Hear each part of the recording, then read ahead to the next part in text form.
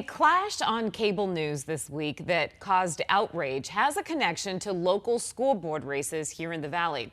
That connection highlights concerns about big money and national politics getting tangled up in local school board elections. 12 News journalist Katie Wilcox breaks down what's happening in just one school board race here in the Valley.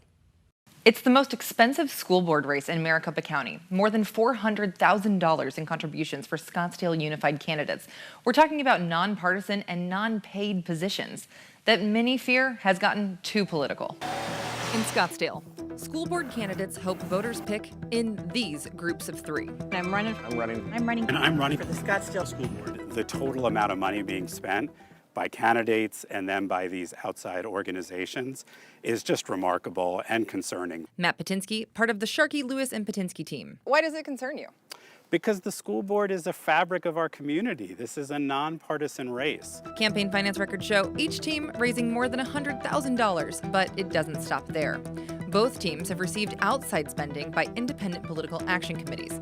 Another $150,000 to Sharkey, Lewis, and Patinsky from Stand for Children. Executive Director Rebecca Gao said campaigns are more expensive in a presidential election, but there's more to it.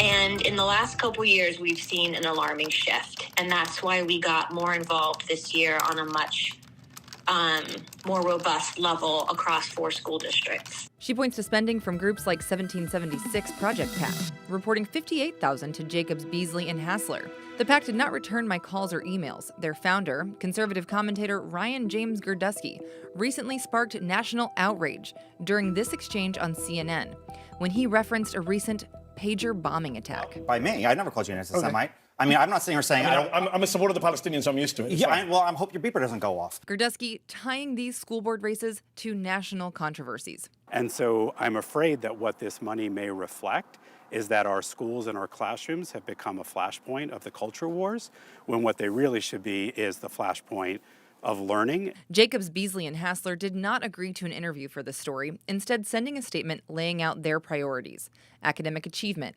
transparency, funding, and school safety. But their opponents are optimistic they can move focus back to kids. I'd like to make our school boards boring again. I don't think that's the best slogan you can bring, but we want to make the school boards boring again. We want it to be a place where we celebrate our students, but we'd like to move away from what I think oftentimes are distractions to those real, more important topics. Also of note, Gretchen Jacobs is a lobbyist at the state capitol. One of her clients is the American Federation for Children, a leader in promoting universal school vouchers in Arizona. I asked to speak with Gretchen Jacobs directly about whether her lobbying could conflict with the school board duties. She told me in a statement that work in both capacities will be handled ethically and follow all legal professional rules. Katie Wilcox, 12 News.